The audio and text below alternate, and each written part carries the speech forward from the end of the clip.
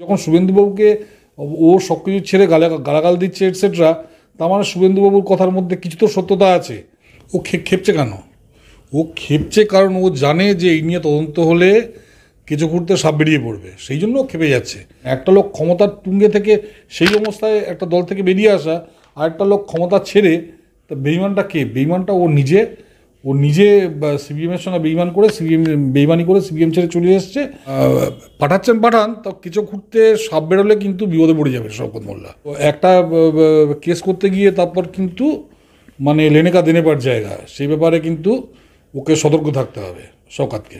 বাংলাদেশ থেকে রোগী আসছে না, সেই জন্য হয়তো ওই যে প্রফিটটা কমেছে সেটা ওই কাঞ্চন মল্লিকের উপর চাপিয়ে দিয়েছে, কিন্তু কাঞ্চন মল্লিক তো পুরো পয়সা পেয়ে যাবে। এই বিল যদি এরা সাধারণ মানুষের উপর চাপানো শুরু করে, এই ডাকাত হসপিটালগুলো, তো সাধারণ মানুষ মরে যাবে।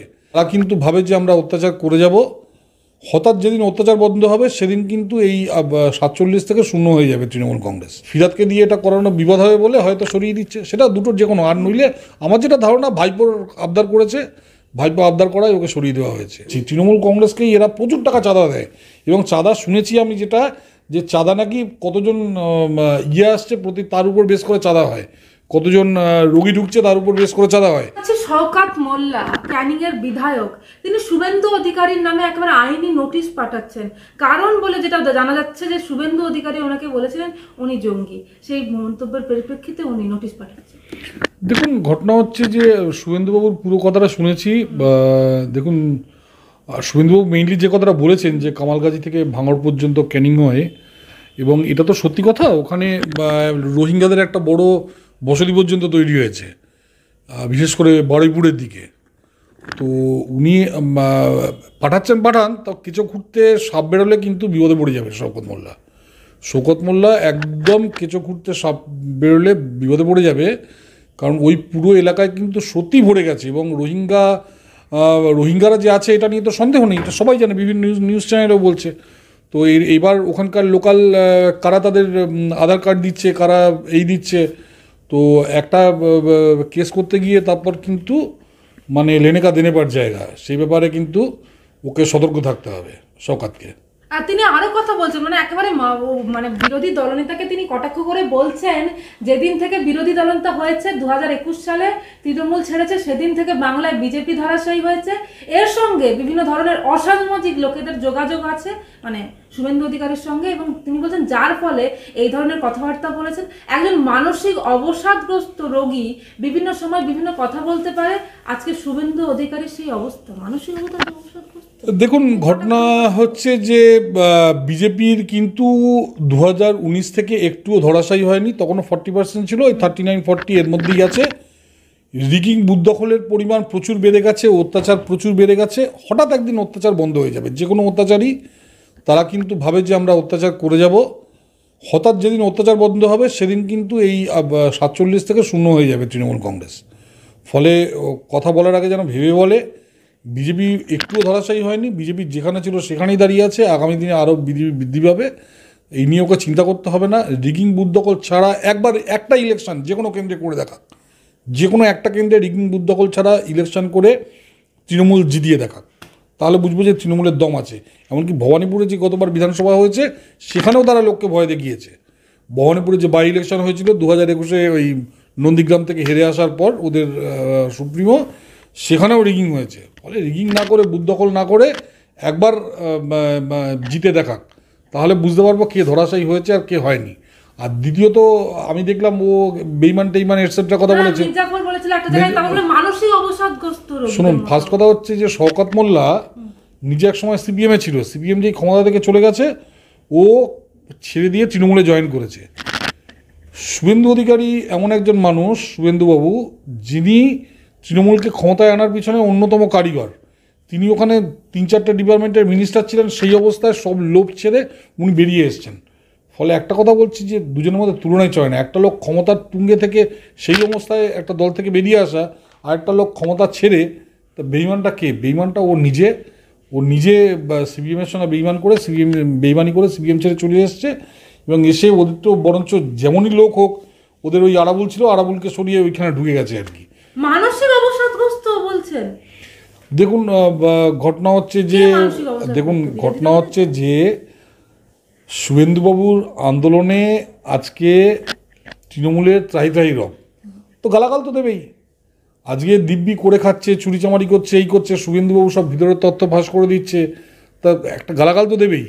এবার সেটা করে গালাগাল দিয়েছে, তার মানে একটা জিনিস বোঝা যাচ্ছে, যখন শুভেন্দুবাবুকে ও সব কিছু ছেড়ে গালাগাল দিচ্ছে এটসেট্রা, তার মানে শুভেন্দুবাবুর কথার মধ্যে কিছু তো সত্যতা আছে।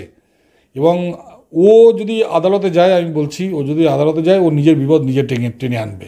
চারিদিকে কিন্তু ধরা হচ্ছে বিভিন্ন জঙ্গিদের, এবং যারা যারা জঙ্গিদের হেল্প করেছে। ও যদি না যায় কোনো ব্যাপার না, ও যদি না হেল্প করে, কিন্তু শুভেন্দুবাবু তো না জেনে কথা বলবেন না। তো শুভেন্দুবাবু যখন বলেছেন, জেনেই কথা বলেছেন, তো ওকে সাবধান হতে হবে। আর চারিদিকে কিন্তু ধরা পড়ছে বিভিন্ন লোক। আজকেও খবর খুলে দেখুন, মুর্শিদাবাদ থেকে বহু লোক ধরা পড়েছে। মুর্শিদাবাদের পর নেক্সট টার্গেট কিন্তু দক্ষিণ 24 পরগনা, তারপর সন্দেশখালী, বসিরহাট। ফলে সাবধান থাকতে হবে। কোর্টে তো যাচ্ছ বাবু, আগামী দিনে মানে লেনে কা দেনে পর জায়গা। আর অন্যদিকে দেখছি তিনি বলছেন জঙ্গিদের সঙ্গে যদি যোগাযোগ থাকে, সেটা শুভেন্দু অধিকারীর মতো নেতা, সুকান্ত মজুমদারের মতো নেতাদের, এদেরই আছে। ও খেপছে কেন? ও খেপছে কারণ ও জানে যে এই নিয়ে তদন্ত হলে কিছু করতে সাপ বেরিয়ে পড়বে, সেই জন্য ও খেপে যাচ্ছে।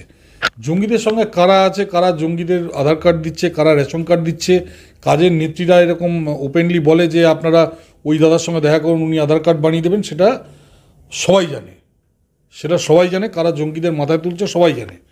ফলে এটা তো ওর সার্টিফিকেটের কোনো দরকার নেই, কিন্তু ও যখন খোঁজাখুঁজি করছে, ওর কিন্তু বিপদ বাড়বে, মানে শৌকতের বিপদ বাড়বে। ওকে সাবধান হতে হবে এর জন্য। আর অন্যদিকে দেখছি, আমরা দেখতে পেলাম অর্থাৎ 14 বছর পরে, একেবারে 14 বছর পরে হিটকোর চেয়ারম্যান থেকে সরানো হলো ফিরহাদ হাকিমকে, দিয়ে মুখ্যমন্ত্রী দায়িত্ব নিলেন। দেখুন, আমার যেটা মনে হচ্ছে, পিসি ভাইপোর মধ্যে মাঝখানে গন্ডগোল লেগেছিল, এখন বোধহয় আবার মিটমাট হয়ে যাচ্ছে, বা পুরো গন্ডগোলটাই হয়তো গট আপ কেস ছিল, সেটিং ছিল। এখন বোধহয় ভাইপো বলেছে যে না, ওকে রাখা চলবে না, তো সেই কারণে হয়তো ফিরহাদ হাকিমকে সরিয়ে দেওয়া হচ্ছে হিটকোর পদ থেকে। আর দ্বিতীয়ত হচ্ছে, ওই আরেকটা খবর আমি কোথায় দেখছিলাম যে ওই জগন্নাথ মন্দিরকে ফিতে কাটবে, এখন ফিরহাদকে দিয়ে, তো যে লোক বলছে, যে ফিরহাদ চারিদিকে বলে বেড়াচ্ছে যে আমরা এখানে সংখ্যাগুরু হয়ে যাব, হিন্দুদের সংখ্যালঘু করে দেবো, সেই ফিরহাদকে দিয়ে তো আর জগন্নাথ মন্দিরের ফিতা কাটানো যায় না। তো সেই জন্য হয়তো ফিরহাদকে সরিয়ে দিয়ে মুখ্যমন্ত্রী নিজে ফিতে কাটবেন। অক্ষয় তৃতীয়ায় তো উদ্বোধনের কথা জগন্নাথ। হ্যাঁ, সেটাই ওই যখন, সেই জন্যই ওই নতুন নিজের যাতে ফিতাটা কাটতে পারেন, কারণ ফিরহাদকে দিয়ে ফিতাটা কাটলে তো মুশকিল হয়ে যাবে। ফিরহাদ গত কয়েক বছরে মিনি পাকিস্তান, বাকিদের এই করে দেবো, সাবার করে দেবো, ইটসাট্রা যেসব মন্তব্য করেছে, তারপর ফিরহাদকে দিয়ে অন্তত জগন্নাথ মন্দিরের ফিতা কাটানো সম্ভব না। ফিরহাদ তো আর সৈয়দ মুস্তফা আলী না, বা সৈয়দ মুস্তফা সিরাজও না, তিনি নজরুল ইসলামও না।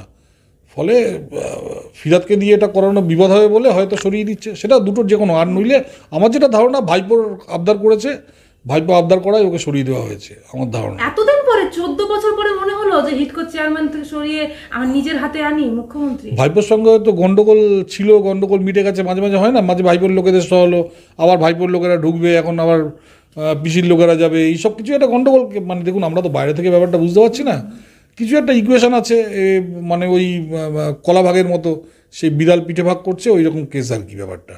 আমরা অন্যদিকে জানতে পারছি কাঞ্চন মল্লিক, তিনি একেবারে 6 লক্ষ টাকা বিল, নিজের কন্যা সন্তান হয়েছেন, তার বিল বেসরকারি হসপিটাল দিয়েছে 6 লক্ষ টাকার বিল, সেটা বিধানসভায় তিনি জমা দিয়েছেন। আমরা জানি বিধায়কদের স্বাস্থ্য বিল টিল বা স্বাস্থ্যের খরচটা বিধানসভা মানে দেয়, সেক্ষেত্রে তিনি দেখলাম একেবারে বিল জমা দিয়েছেন বিধানসভা। দেখুন, এই প্রসঙ্গে আমি বলি, বাইপাসের পাশে যে হসপিটালগুলো আছে, দেখুন, আমার একটা কথা বলছি যে এই বিলের এগেনস্টে ও কমিশন নেবে, ধরুন 6 লাখ থেকে 1 লাখ টাকা কমিশন নেবে, এটা ভাবতে মানে ব্যাপারটা খুব হচ্ছে না।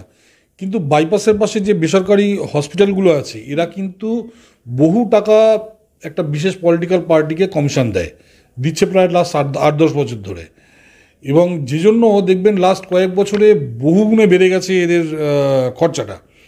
দ্বিতীয় হচ্ছে যে বাংলাদেশ থেকে রোগী আসছে না, সেই জন্য হয়তো ওই যে প্রফিটটা কমেছে সেটা ওই কাঞ্চন মল্লিকের উপর চাপিয়ে দিয়েছে, কিন্তু কাঞ্চন মল্লিক তো পুরো পয়সা পেয়ে যাবে। এই বিল যদি এরা সাধারণ মানুষের উপর চাপানো শুরু করে, এই ডাকাত হসপিটালগুলো, তো সাধারণ মানুষ মরে যাবে। আজকে ভারতবর্ষে যে মেডিক্লেম যে বিল আপনারা করি, যেটা ন্যাশনাল ইন্স্যুরেন্স এটসেট্রা, অন্যান্য স্টেটে দেখা যাচ্ছে যে সেই বিলে মোটামুটি সেই বিলের মধ্যে কভারেজ রেখে চিকিৎসা করানো যাচ্ছে। সাউথ ইন্ডিয়ায় চিকিৎসার খরচা ভীষণ কম, সেখানে আমাদের এখানে চিকিৎসার খরচা ভীষণভাবে বেড়ে গেছে, এটা ওটা দিয়ে, এবং এত আজে বাজে বিল করছে যে ইন্স্যুরেন্স কোম্পানিগুলো মানে বহু ক্ষেত্রে 30% টাকা পর্যন্ত দিচ্ছে না। এখানে প্রশ্ন উঠছে মানে এখানে শুধু কাঞ্চন মল্লিক জড়িত না, এখানে লোকাল রাজ্য সরকার জড়িত, এখানে মিউনিসিপ্যালিটি থেকে শুরু করে টপ লেভেল স্বাস্থ্য দপ্তর সবাই এই হসপিটালগুলো থেকে প্রচুর টাকা কমিশন নেয়, যে জন্য এরা বিল বাড়িয়ে দিয়েছে। আজকে কাঞ্চন মল্লিক তো নয় টাকাটা পেয়ে যাবে, একটা সাধারণ মানুষকে যদি 6 লক্ষ টাকা বিল করতো, সে লোকটা কোথায় যেত? 6 লক্ষ না, আমি ধরলাম যে 3 লক্ষ 4 লক্ষ টাকা বিল করলো। এই অ্যাপেলোতে আমি বলছি, আমরা নিজেরা ফেস করেছি, আজ থেকে 10 বছর আগে প্রচুর টাকা বিল করে অ্যাপেলো, সেই সময় 1.5-2 লাখ টাকা বিল করতো। ফলে বিল যে এরা দিচ্ছে, এবং বিলের মধ্যে প্রচুর ফার্জি বিল আছে, এবং ফার্জি বিল এই কারণে এরা দেয় কারণ এদের একটা বড় টাকার কমিশন এখানকার একটি মানে বড় পলিটিক্যাল পার্টিকে দিতে হয়, এবং বহু ক্ষেত্রে এই বড় পলিটিক্যাল পার্টির তো বিধায়ক কাঞ্চন মল্লিক। হ্যাঁ, একদম তাদেরই, তার দলকে, আমি তৃণমূল কংগ্রেসকেই বলছি, তৃণমূল কংগ্রেসকেই এরা প্রচুর টাকা চাঁদা দেয়। এবং চাঁদা শুনেছি আমি যেটা, যে চাঁদা নাকি কতজন আসছে প্রতি তার উপর বেস করে চাঁদা হয়, কতজন রোগী ঢুকছে তার উপর বেস করে চাঁদা হয়, যার ফলে একটা যেই রোগের চিকিৎসা ধরুন 2 লাখ টাকা, সেই বিল বাড়িয়ে 3.5-4 লাখ টাকা করে দেওয়া খুব মানে অসুবিধার কিছু না। তাছাড়া মাঝে মাঝে এটা ওটা ব্যাপারে চাঁদা নেয়, এই নেয়, বিভিন্ন রকম ফেসিলিটিস নেয়, বড় বড় নেতারা গিয়ে ভর্তি হয়। তো এটা তো কারো ঘাট থেকে তুলতে হবে। তো একটা ভয়ঙ্কর রকম অরাজকতা চলছে এখানকার স্বাস্থ্য ব্যবস্থায়। কিন্তু এখানেই প্রশ্ন উঠছে, কাঞ্চন মল্লিক তিনি বেসরকারি হসপিটালে গেলেন কেন? মুখ্যমন্ত্রী তো স্বাস্থ্যমন্ত্রী, তিনি তো একেবারে সুপার স্পেশালিটি হসপিটাল করেছে, সরকারি হসপিটালে মুখ্যমন্ত্রী নিজেও তো যান, সেক্ষেত্রে কাঞ্চন মল্লিক যেতে পারলেন না কেন? দেখুন, মানে উনি কি ভয় আমি আপনাকে বলছি, এদের কোনো মন্ত্রী সরকারি হাসপাতালে যায় না, ভাইপো যায় আমেরিকায়, আপনি জানেন। তারপর এই কিছুদিন আগে সাধন পাণ্ডে মারা গেলেন, উনি গেছিলেন কোকিলাবেন হসপিটালে, ঠিক আছে। এখানকার ছোটোখাটো নেতা মন্ত্রীরা তারা ডাক্তার দেখাতে যায় ভেলোরে, কারণ এরা জানে যে পশ্চিমবঙ্গের স্বাস্থ্য ব্যবস্থার সর্বনাশ হয়ে গেছে, পশ্চিমবঙ্গের স্বাস্থ্য ব্যবস্থার পুরোপুরি সর্বনাশ হয়ে গেছে। এবার মমতা ব্যানার্জি যেহেতু মুখ্যমন্ত্রী, সেহেতু ওনার জন্য স্পেশাল কিছু ডাক্তার বা নার্স আছে, কিন্তু দেখুন মমতা ব্যানার্জির হাঁটুতে চোট লাগলো নন্দীগ্রামে, উনি সেখান থেকে চলে এলেন কলকাতায় চিকিৎসা করতে। তার মানে কি, নন্দীগ্রাম থেকে কলকাতার মাঝখানে কোথাও চিকিৎসার কোনো জায়গা নেই, আপনি দেখবেন। এবং এসে উনি সঙ্গে সঙ্গে পিজিতে ভর্তি হয়ে গেলেন। কিন্তু আপনি যদি পিজিতে যাই, আমার 10 দিন লেগে যাবে ওখানে ভর্তি হতে। এই সেদিন কয়েকদিন আগে ক্যালকাটা মেডিকেল কলেজে একজন ফোন করেছিল আমার বহরমপুর থেকে, তারা এসে বসে আছে। আমি বহু লোককে ফোন করলাম, তারা কিছু ব্যবস্থা করতে পারলো না। বহু লোককে ফোন করলাম, পাড়ার ছেলে এটসেট্রা, তাদের ফোন করলাম, তারা কেউ ব্যবস্থা করতে পারলো না। তো তাহলে তো লোকে বাধ্য হবে প্রাইভেট নার্সিংহোমে যাওয়ার। আর এরা তো যখন এদের ফি দিয়ে দিয়েছে, এরা তো প্রাইভেটে যাবেই। 6 লাখ, 8 লাখ, 10 লাখ, কালকে যদি 10 লাখও বিল পেশ করে, সেই টাকা তো পাবেই। সাধারণ মানুষ যেখানে আপনি স্বাস্থ্যসাথী নিয়ে যান, কিছু পাবেন না। ওনার বিধায়ক কি স্বাস্থ্যসাথী নেই বিধায়কের? আমি জানি না, ওনার বিধায়কদের তো সব ফ্রি, সেই জন্য 6 লাখ টাকার বিল নিয়ে এসছে। এবার ওই হসপিটালও দেখেছে যে ভালো পেয়েছি একটা মুরগি, এখানে যদি আমি 10 লাখ টাকাও বিল করি, আমি তো পেয়ে যাবো, তার বিল করতে অসুবিধা কী? এবং এরা এই কারণেই বিল করছে, কারণ এদের একটা বড় টাকা এখানকার যে শাসক দল, তাদের ঘুষ দিতে হয়। প্রত্যেকটা স্কুলকে ঘুষ দিতে হয়, প্রত্যেকটা প্রাইভেট কলেজকে ঘুষ দিতে হয়, প্রাইভেট ইঞ্জিনিয়ারিং কলেজকে ঘুষ দিতে হয়, প্রাইভেট মেডিকেল কলেজকে ঘুষ দিতে হয়। এই যে ঘুষটা দিতে হয়, ঘুষের টাকাটা তুলবে কী করে? শুধু কাঞ্চন মল্লিককে দেখলে চলবে না, কমপ্লিট সিস্টেমের মধ্যে করাপশন ঢুকে গেছে। এই বিল শুধু একা কাঞ্চনের আসে না, কাঞ্চনের এসছে তো কাঞ্চন তো পয়সাটা পেয়ে যাবে, কিন্তু বাকি সাধারণ মানুষের যখন বিল আসে, তখন তারা মেডিক্লেম ডিপার্টমেন্টকে দিলে তারা অর্ধেক টাকা কেটে দেয়, কারণ ফর্জি বিল করা হয় এখানে। তো সেই জিনিসটা ভাবতে হবে। একটা বড়, আমি বলছি ইভেন সেন্ট্রাল গভর্নমেন্টের উচিত একটা নতুন অর্গানাইজেশন তৈরি করে তদন্ত কমিশন করা, যে কলকাতার বিশেষ করে এই বাইপাসের পাশে যে প্রাইভেট নার্সিংহোমগুলো আছে, এরা ভয়ঙ্করভাবে মানুষকে লুট করছে, এদের এগেনস্টে মানে ইমিডিয়েটলি অ্যাকশন নেওয়া।